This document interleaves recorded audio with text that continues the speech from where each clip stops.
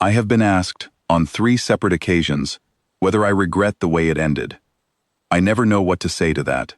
The question assumes an ending. What happened was not an ending, it was a correction. Let me tell you what the Solveth Accord Joint Resource Commission looked like on the day they voted. The chamber was oval, tiered, built from pale stone quarried from a moon that no longer exists. Commission Director Varath San sat at the apex of the upper crescent, flanked by 11 deputy commissioners, each one representing a member system that had spent the previous 4 years crafting the language of our exclusion. They had been careful, thorough. They had run the numbers on what we drew from the relay network, assigned it a category they called non-conforming consumption, and determined that our allocation was incompatible with the Commission's efficiency mandate. The vote was 37-2.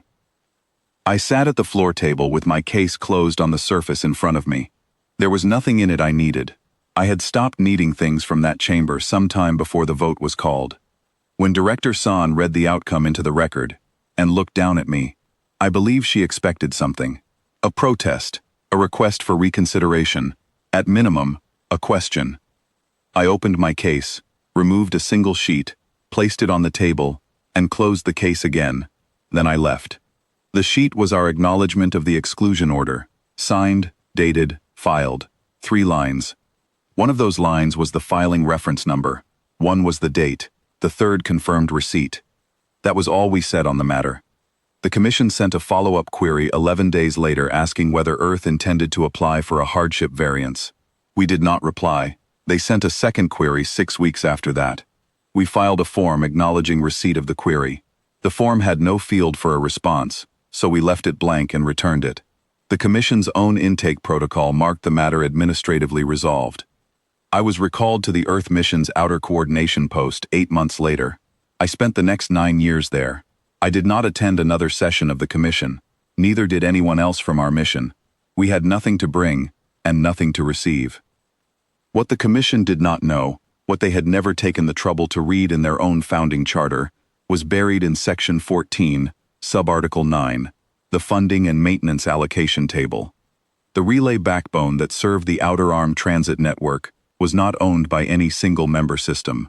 It had been built under a pooled contribution model at the Commission's founding, and its maintenance cycle was funded by a cross-subsidy drawn from member consumption allocations weighted by usage. The member with the highest consumption allocation carried the largest share of the maintenance subsidy. This weighting had been set at founding and never reviewed. For 41 years, Earth had been the highest usage member in the Outer Arm network. When the exclusion order took effect, our consumption allocation dropped to 0. The weighting table recalculated automatically, as it was designed to do. The maintenance subsidy shifted. The Outer Arm backbone relay network, the one that served 14 member systems, not just us, lost 31% of its maintenance underwriting in a single administrative cycle. No one noticed for 2 years. I will give the Commission this. The engineers who managed the backbone were competent. They stretched what they had. They deferred non-critical maintenance, rerouted load across secondary nodes, filed budget requests through the Commission's standard channels. The Commission's Finance Committee reviewed those requests. They approved partial allocations. They assumed the shortfall was an accounting anomaly, a recalibration lag. They assigned it a category, Transitional Infrastructure Adjustment. I watched the backbone degrade the way you watch a building settle, slowly, without drama, one small concession at a time, until the concessions are no longer small. By year 6, 3 of the 14 primary relay nodes in the Outer Arm network were running on contingency power. One of them served the primary transit corridor used by 7 member systems for all commercial freight. The Commission opened an emergency infrastructure review.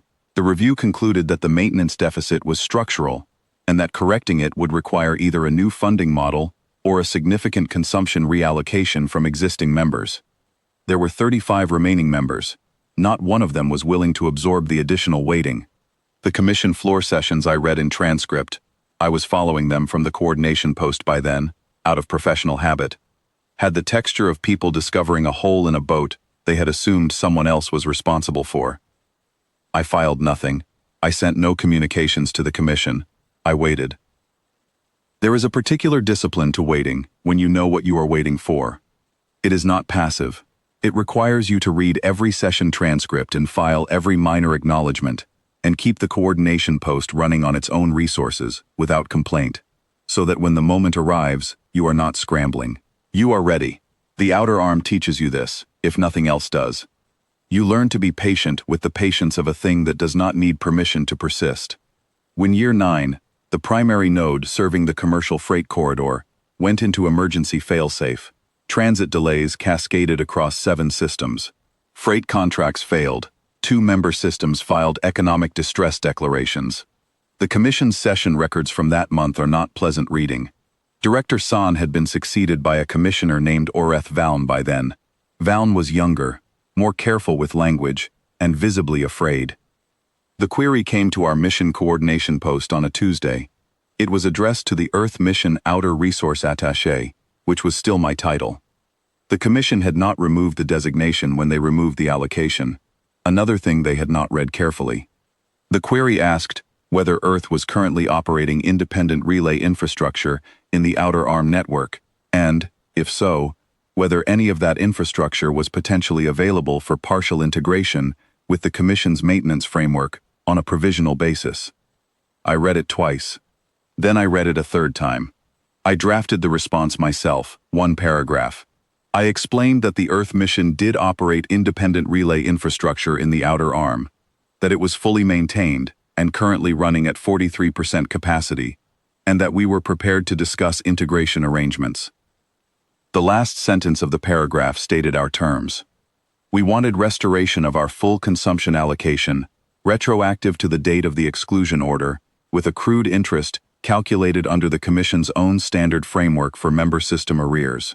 We wanted formal acknowledgement in the Commission's permanent record that the exclusion order had been issued in error and that our consumption profile had been compliant with the founding charter's weighting model at all times. And we wanted a seat on the Infrastructure Oversight Subcommittee, with full voting standing, effective immediately. I sent the response. Commissioner Valn convened an emergency floor session within 48 hours. I read the transcript later. The session lasted 6 hours. There was significant debate over whether our terms were, as one deputy commissioner put it, proportionate to the circumstances.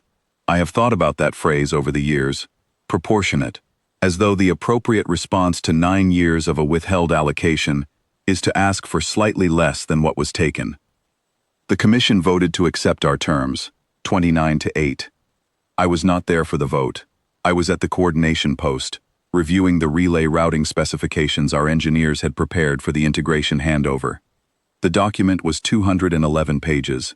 Our people had written it over the preceding 3 weeks, beginning the day after the Commission's first query arrived. We had known what the query would contain before it was sent. We had been watching the backbone degrade for 6 years.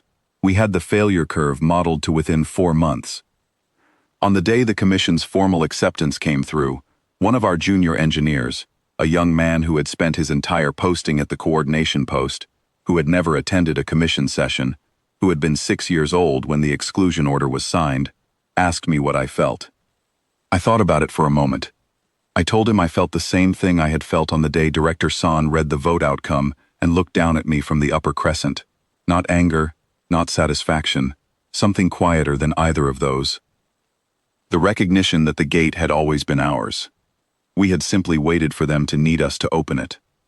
He nodded slowly, the way young people do when they understand the words but not yet the weight of them. He will. The Outer Arm will give him time enough. I sent the routing specifications to the Commission's Infrastructure Division that afternoon. Standard transmission, no cover note.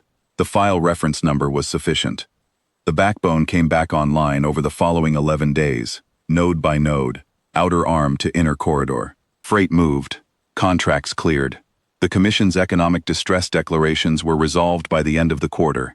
No ceremony, no statement, no acknowledgement beyond what the record required. The gate was open. That was enough.